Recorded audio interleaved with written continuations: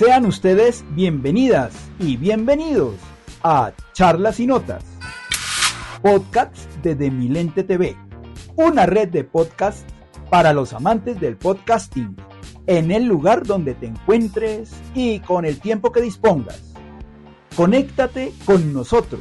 Soy Félix Alarcón Rey y les invito en esta oportunidad a escuchar la primera parte de esta interesante charla con Luis Carlos Muñoz Sarmiento, quien es escritor, periodista y catedrático. Durante toda su vida profesional, ha trabajado en diversos medios de comunicación a nivel internacional y nacional, además de ser docente. Luis Carlos, bienvenido. Muchas gracias, Félix. El personaje. Luis Carlos, 3 en 1. ¿Quién es, de dónde viene y para dónde va? Bueno, yo soy básicamente, como lo dices tú al comienzo, escritor. Tengo formación periodística, terminé en INPAU, hice especialización en prensa escrita y voy en este momento hacia donde la vida me lleva. Yo soy en este momento una persona muy tranquila porque sé lo que hago, sé lo que estoy haciendo y sobre todo aprovechando el tiempo, el famoso carpe diem de los griegos, aprovecha el día, y fundamentalmente me la paso escribiendo y dictando clases.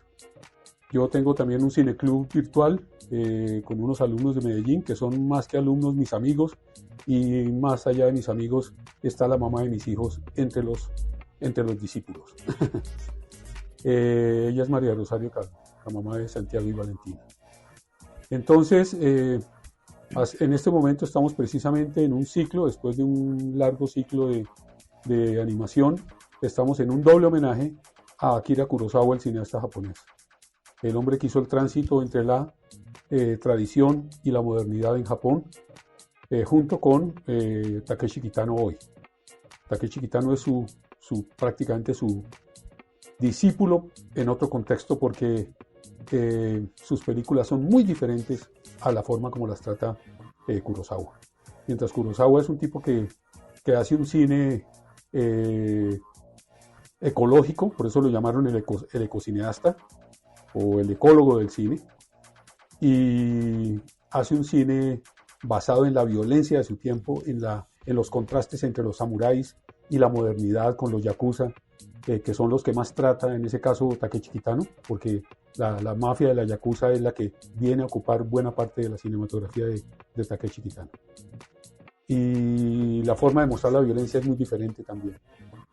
Kurosawa no muestra la violencia expresa o explícita, sino muestra los resultados de la violencia, los resultados de la guerra.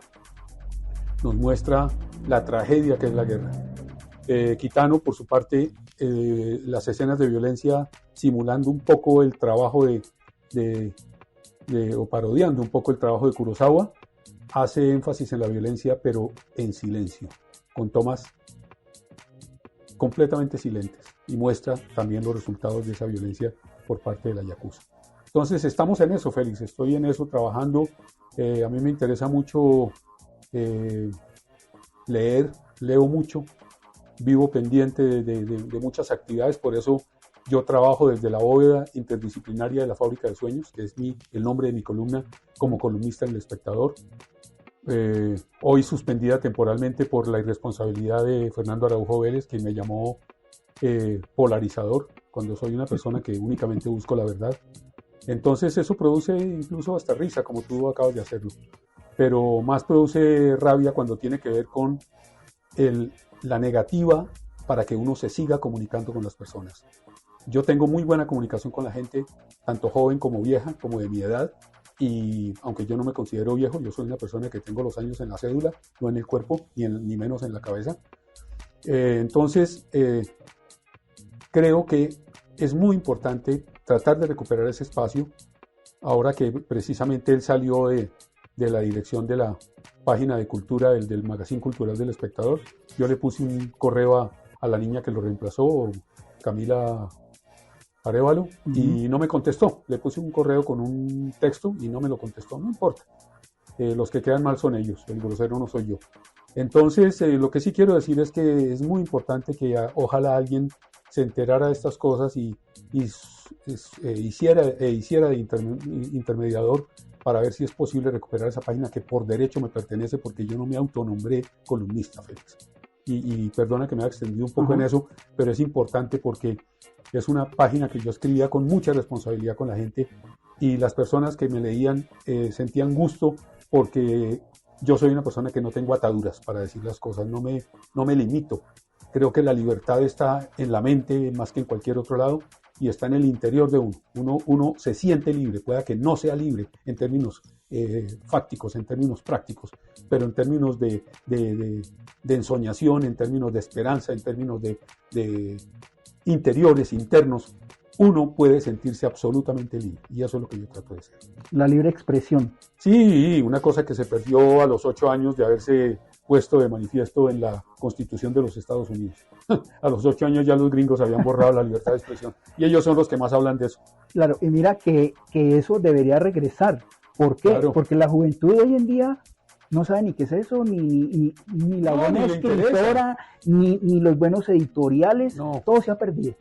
Sí, porque es que se ha perdido el respeto, se ha perdido el saludo, se ha perdido la jerarquía, y yo hablo de jerarquías en términos de conocimiento, en términos de respetabilidad, en términos de trascendencia, no de una cosa nominal, una cosa material o una cosa metálica. No, yo hablo de jerarquías en términos filosóficos, eso es lo que me parece. Y hablando de jerarquías, y bueno, aunque de pronto no lo tomemos como jerarquías, durante toda tu carrera has estado en un momento dado de codo a codo con algún personaje.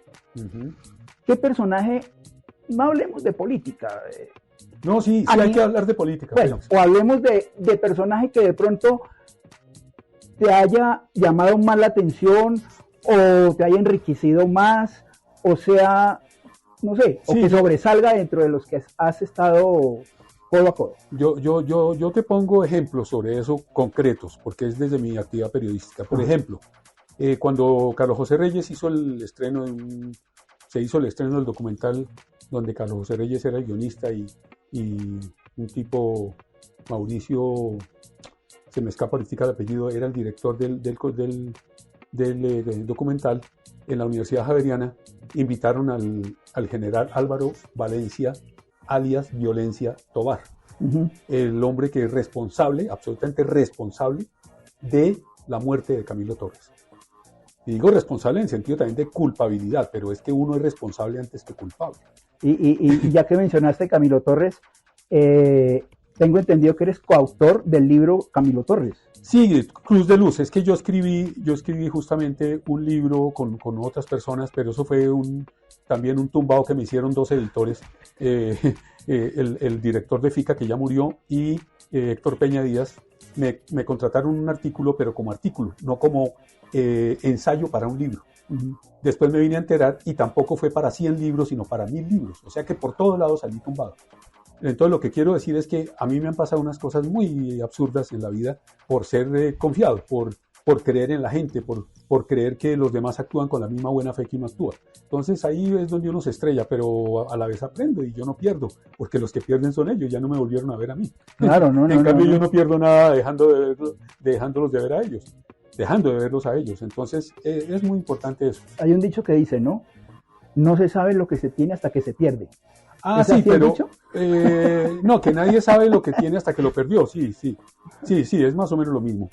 Pero lo que yo quiero decir es que no importa eso, lo que importa es actuar siempre lo mejor posible, actuar de buena fe. Es que ahora que acabo de ver El infierno del odio de Kurosawa, me quedé asombrado con el personaje de Takeuchi, porque es un secuestrador que toda la vida acumuló odio contra el tipo que estaba en la casa de la colina.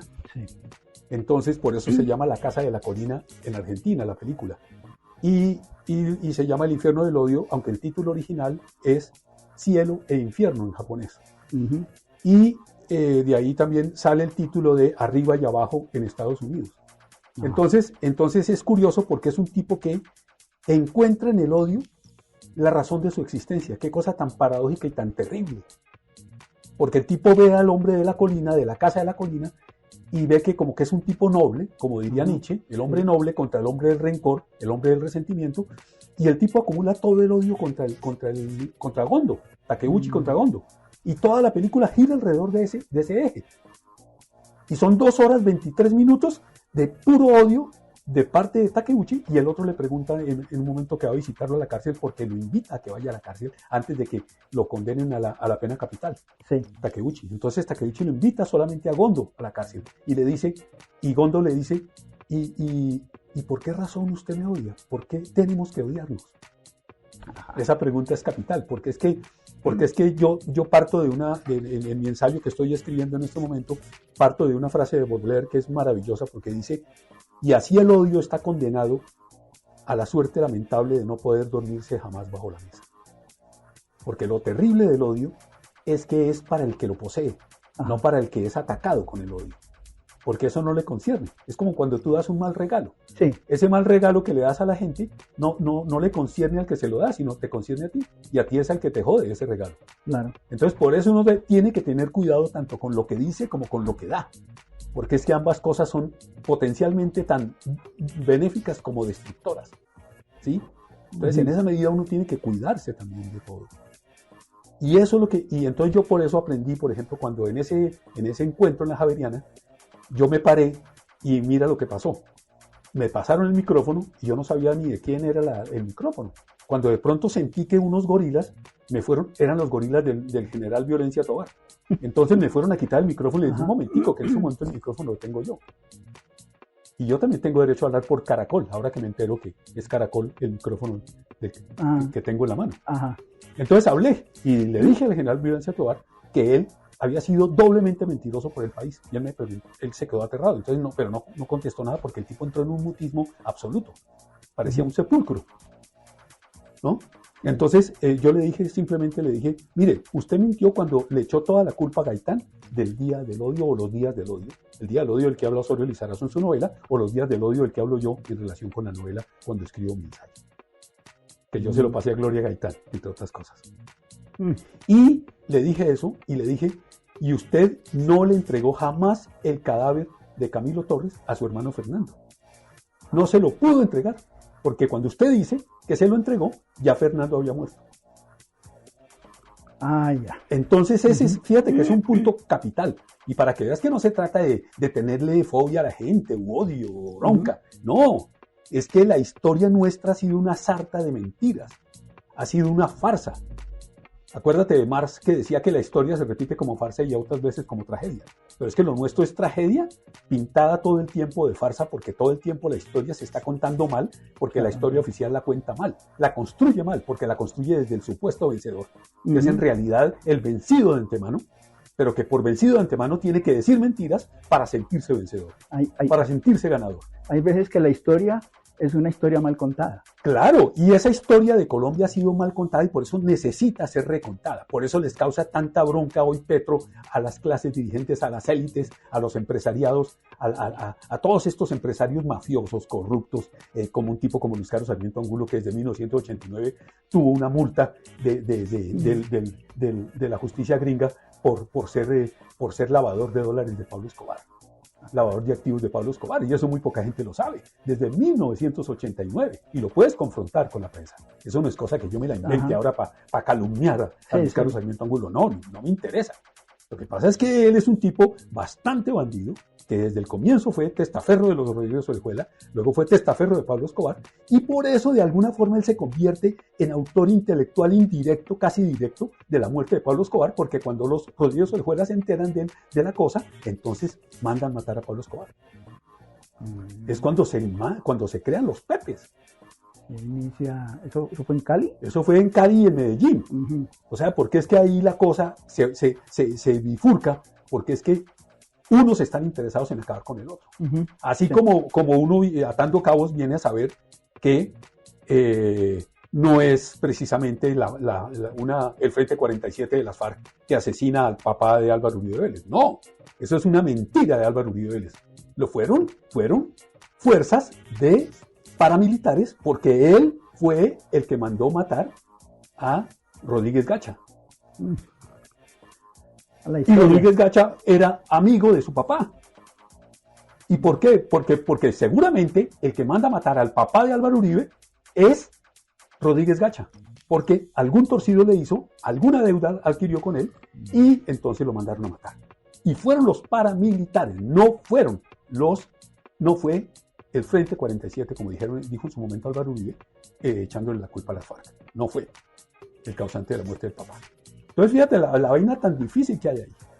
Otra historia que te puedo contar también alrededor de las personas con las que yo me he encontrado maravillosas en la vida, te voy a contar una anécdota, que es una belleza. Cuando murió el patrullero Mauricio Soto, tú te acuerdas, en la Universidad Nacional, a la entrada de la universidad, porque el tipo se metió a la universidad, y eso es un veto. Eso no existe la posibilidad de que un policía entre a la universidad sin la autorización previa de las directivas.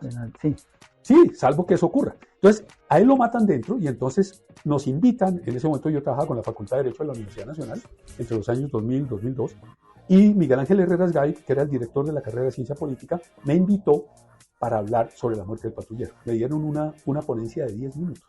Mira todo lo que pasó y lo voy a resumir en 5. Resulta que yo llego y me voy a presentar en la ponencia y entonces me dicen que me inscriba a la derecho, me dice una señora, que era como la organizadora de la cosa. Yo me inscribo y cuando sentí en un momento dado necesidad de ir al baño, dije, alcanzo a ir al baño y vuelvo porque la persona que viene es la que me sucede. Pero resulta que voy al baño y regreso y cuando vuelvo y me siento, veo que ya no está la persona que me sucede, sino la que me precede. Entonces ya no estoy yo adelante de él, sino ya va a pasar el otro. Entonces yo dije, pero ¿cómo así? Entonces me levanté, esperé que hablara esa persona y me levanté y cuando levanté la mano me dice la señora que está en la organización, ¡ay, qué pasó, profesor Muñoz! Y ella, ¿por qué sabía que yo era el profesor Muñoz y no me conocía? Entonces, ¿qué quiere decir? ¿Ya vas atando cabos? Entonces, ¿qué quería decir? Que me querían suprimir en la presentación. Entonces ella me dice, ay, mire, qué pena, lo que pasa es que acaban de llegar el vicerrector de CEE, el doctor Leopoldo Múnera Ruiz, y el senador Enrique Gómez Hurtado. Profesor Muñoz, ¿usted está dispuesto a esperar y en 10 minutos usted puede presentarse? Y claro, no hay ningún problema. Pero ¿cuál era la otra intención también? Era que en 10 minutos probablemente toda la gente se iba a levantar a almorzar. Entonces, como la gente también es inteligente, entonces notaron que cuando terminó el tipo y yo me iba a presentar, dijeron, no vamos a ser groseros con este señor, que además tiene seguramente algo que decir, ¿no?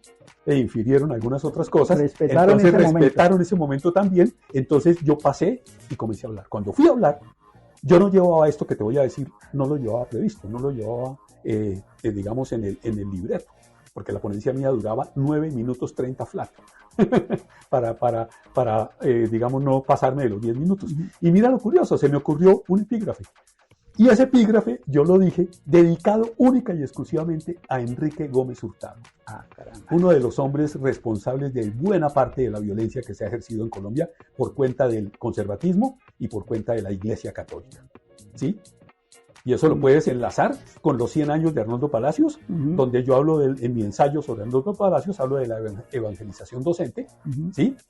Porque es que en las tierras de misión fue donde la iglesia intervino para, digamos, quitarle los dioses a los indios, a los negros y a los campesinos e instalarles un solo Dios, que es el Cristo, el Dios cristiano, ¿sí?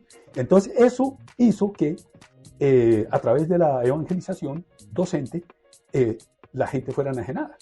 La gente terminó reculando de sus propias creencias, reculando de su propio ser interior, de su propia filosofía, y le dio crédito a lo que la iglesia le quiso meter. O sea, los adoctrinaron, en otras palabras.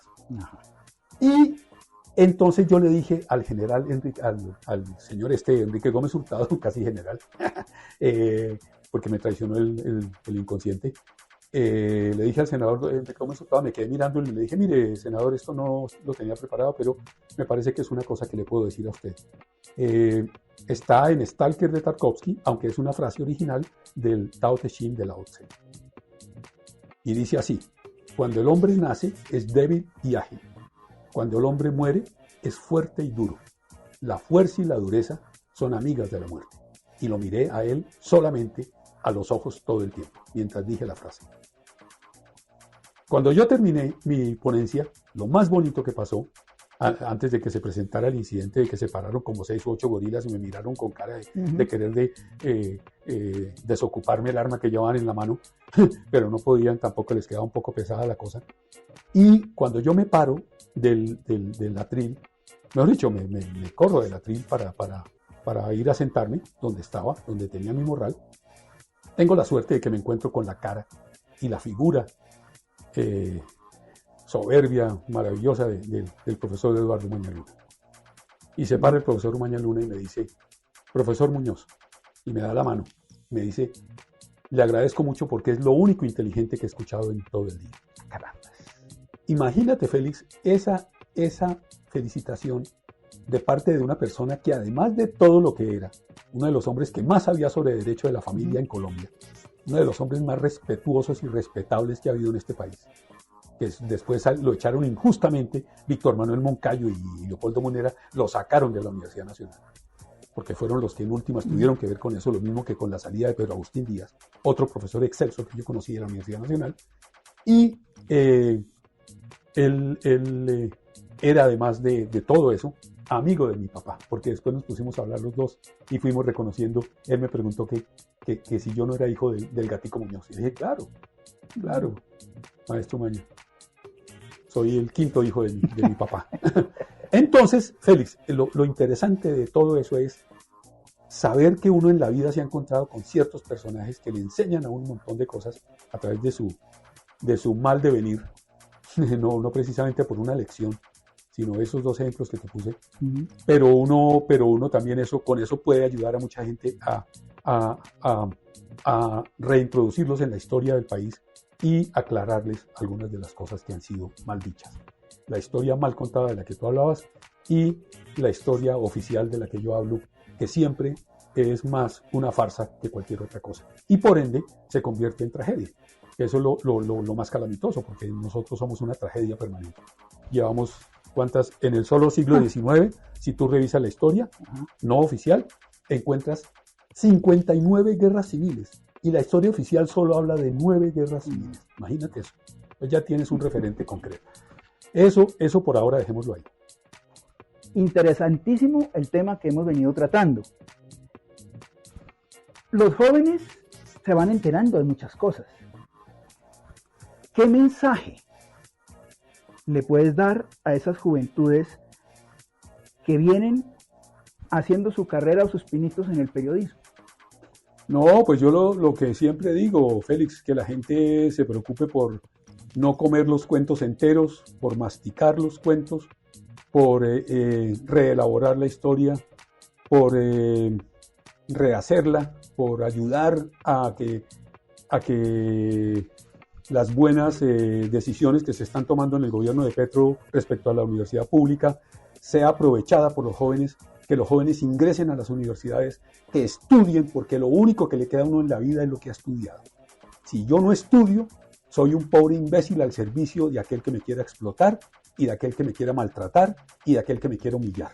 Uh-huh. Entonces, en la medida en que tengo conocimiento, el conocimiento hace que la persona sea respetada por sí misma, o sea que es más susceptible de conservar su dignidad. Cuando tú no tienes conocimiento, es muy probable que tu dignidad se vaya al carajo porque no te la va a respetar nadie. Y la dignidad es la autoestima, es el respeto por la misma persona, por el yo, por lo que soy. Y eso es la dignidad. La dignidad no se puede dejar atropellar, no se puede dejar aplastar. Y la única forma que existe para conservar la dignidad es el conocimiento. Entonces, para los estudiantes de periodismo y la gente en general, lo más importante que hay en la vida es leer. Porque aquella persona que lee ya tiene un cargamento en buena parte indestructible. Y en la medida en que lea cosas de mejor calidad, de mayor calidad, va a ser mejor su caparazón, mejor su estructura, mejor su defensa. Entonces, eso es lo único que yo en breve diría respecto a qué se les puede dar como consejo, como mensaje a los estudiantes de periodismo, a los periodistas en general y a los medios. Lástima que los medios estén hoy en día en poder de los empresarios, que justamente son los dueños de los medios y a la vez los dueños de la verdad y a la vez los dueños de lo que se debe decir y lo que se debe callar. Entonces eso es una lástima. Pero precisamente hay que subvertir ese orden y tratar de reinstaurar la verdad en la opinión pública. Y que esa sin opinión. Y que los jóvenes pues que haya veracidad en la información, ¿cierto? Claro, claro. Y yo creo que es un aspecto bastante relevante hoy en día. Es esencial. Es decir, el periodista está es para decir la verdad, no para decir mentiras. Porque cuando dice mentiras se le nota. Y el mentiroso cae primero que el cojo, decía mi papá. Entonces es fácil. Y si la persona es coja va a caer más rápido. Entonces peor todavía. Por eso es que hay que tratar en lo posible de conservar ese valor irrefutable que es la verdad. La verdad es lo primero que se pierde en la guerra, como dijo Séneca, y no García Márquez. Porque García Márquez lo único que hizo fue aprovecharse de la frase de Séneca. Entonces, hay que tener como arma la verdad en cualquier circunstancia para que nuestro periodismo sea mucho más fuerte y para que nos podamos reconocer como colombianos y para que podamos avanzar un poquito hacia un país un poco más digno de lo que hoy es. Amigas y amigos, gracias por escuchar nuestro podcast. Hasta pronto.